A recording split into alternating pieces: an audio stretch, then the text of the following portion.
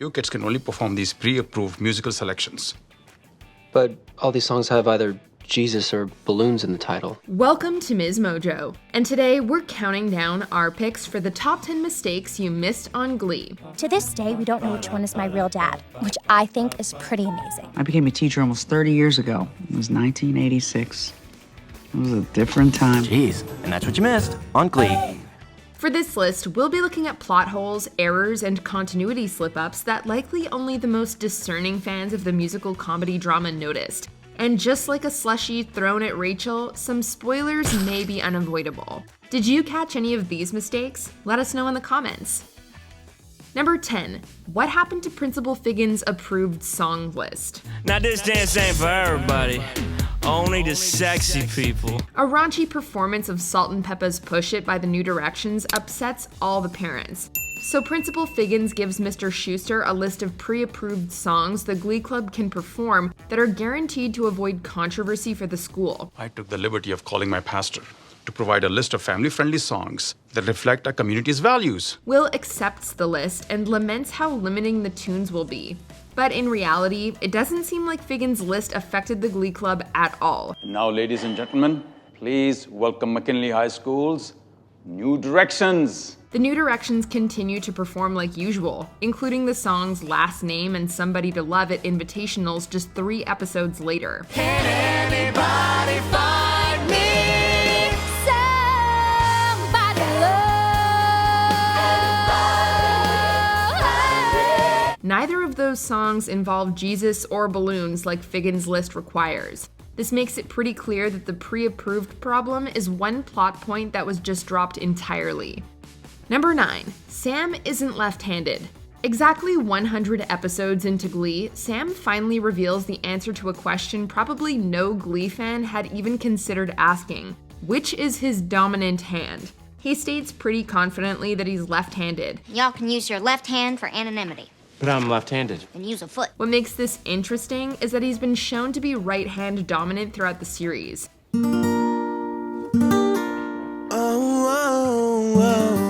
Maybe he's just a little confused about his rights and lefts, but it's still a strange line to be included that really doesn't affect the episode's plot at all. You ready to write that essay? No, I'm not. Honestly though, it's unlikely many people noticed, as most fans were probably just excited to see iconic guest characters April Rhodes and Holly Holiday again. Number 8. Ryder forgets he quit Glee Club.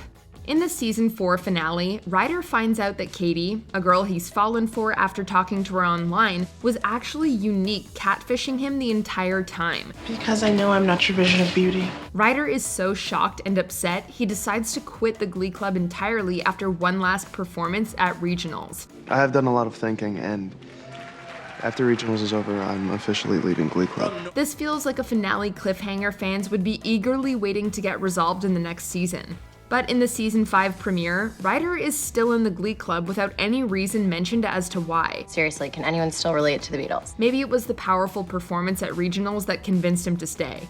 Ryder might have also patched things up with Unique behind the scenes. Either way, he seemingly forgot all about his dramatic quitting announcement. Number 7. Rachel's 2 dads change. I am not homophobic. In fact, I have 2 gay dads. In Glee's pilot, a lengthy introduction monologue from Rachel gives us a ton of information about her backstory, including her birth by surrogacy to her 2 gay dads. A shot of some photographs in Rachel's locker reveals what her dads look like. My 2 dads screened potential surrogates based on beauty and IQ. Then they mixed their sperm together and used a turkey baster. And from what we hear, they certainly seem like a very happy and loving family. 2 seasons later, we finally meet Rachel's dads, but they look totally different from the men we saw in those original pilot photographs. Oh, God. Is that your dad's? Going to the chapel and we're gonna get married. We definitely would have remembered if the photos in Rachel's locker showed Jeff Goldblum and Brian Stokes Mitchell from the beginning, but we're willing to let it slide considering how perfectly cast they were as Rachel's dads. Dads, what are you doing here? Well, a little birdie named Bert, who owns a tire store, and his little birdie wife, who used to wear a lot of denim, told us that you guys were fixing to get hitched. Number 6. How can Finn be in 2 places at once? I have something I want to say to Quinn. And I want everybody to hear it. This blink and you'll miss it error is hard to spot initially, but once you see it, you'll wonder how it ever made the final cut. Puck recruits all of the boys of the Glee Club to help him perform a cover of Kiss's Beth dedicated to Quinn and her child that he hopes will be named after the song. Oh, Beth, what can I do? Finn was sitting behind Quinn initially before getting up to sing with the rest of the boys, but a reaction shot of Quinn shows him, or at least his shoulder, sitting behind her again. Me and the boys are playing, and we just can't find the sound. It's pretty impossible that Finn could magically be in two places at once, so this has to be a mistake that just slipped past Glee's otherwise top-notch editors. Oh, Beth, what can I do? Number 5. Will Schuster's unmemorable vest.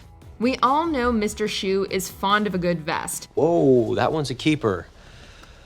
I wore this the first week of Glee Club. Apparently his collection is so vast that even he can't keep track of them all. When Mr. Schu and Emma are going through his vests, Will points out a gray patterned vest that he says he was wearing when they first met. What about this one? Will, did you wear this the first time you tried the new coffee machine in the teacher's lounge? That's the one I was wearing the first time I met you. However, in a later episode, we see a flashback to the moment Will and Emma met. The vest he's wearing is a brown one that's completely different from the one he showed Emma. I'll never forget how I felt the first time I saw her. He may have forgotten which vest he was wearing, but at least he says he'll never forget how he felt in that moment. We guess that's sweet enough to make up for it.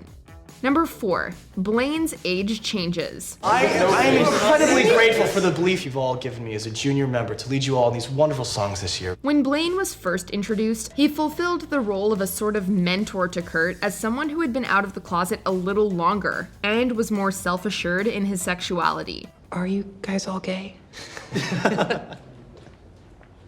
No. I mean, I am, but these two have girlfriends. Though never explicitly stated, it was implied this meant Blaine was older than Kurt. But Blaine refers to himself as a junior member of the Warblers in the same year that Kurt is a junior. Junior member Blaine Anderson. The floor is yours. Later on, Blaine is established officially as a junior, though. Well, except I'm a junior. Tony's the lead, which means that a senior should probably play that part. He canonically remains 1 year behind Kurt for the rest of the series. It appears the writers changed Blaine's age to whatever the plot needed it to be, resulting in quite a confusing timeline. Number 3, Sugar Mata can't sing. Sugar, why don't you show us what you can do? Take your time, whenever you're ready. Sugar Mata's audition for the New Directions is definitely one of the most memorable of the entire series, but not for the right reasons.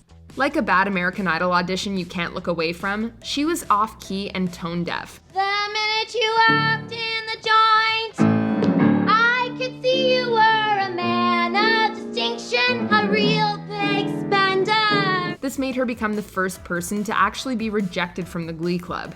Later, Sugar joins the Trouble Tones and eventually becomes part of the New Directions. Though she doesn't ever get any big solos like Rachel or Mercedes, her terrible singing is never brought up again. So this is either a total plot hole or Sugar has an amazing vocal coach.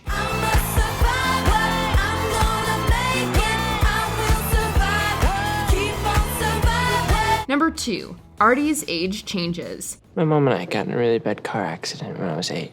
And she was fine, but I've been in the chair ever since. In season 1 of Glee, Artie says he was in a car accident when he was 8 years old and has been in a wheelchair since. Later, it's revealed he's been in the wheelchair for 8 years, making him 16 years old. Oh, no fair. You have 8 years of practice. Excelling at wheelchair races is about my only advantage. This would mean he could be a sophomore or even a junior during season 1. But in season 3, he's confirmed to be a junior despite the fact that he would actually be between 17 or 18 years old if you considered the time that has passed. I'm only a junior. Oh. Senior, junior, junior.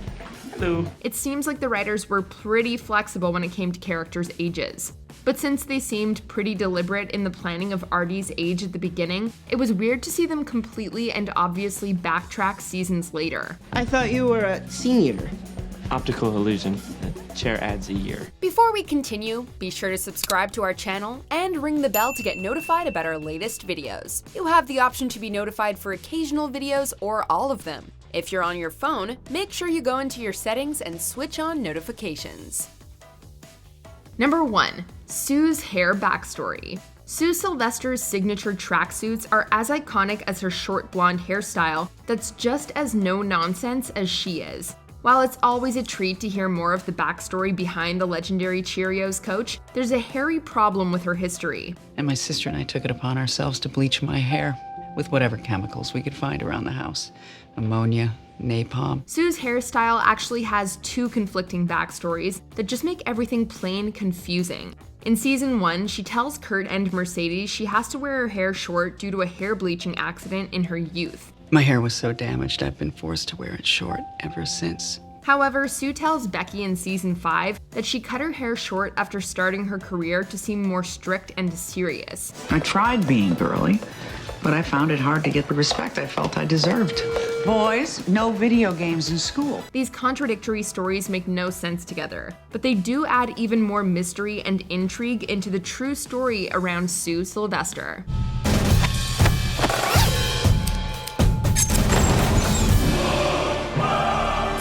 Do you agree with our picks? Check out this other recent clip from MsMojo and be sure to subscribe and ring the bell to be notified about our latest videos.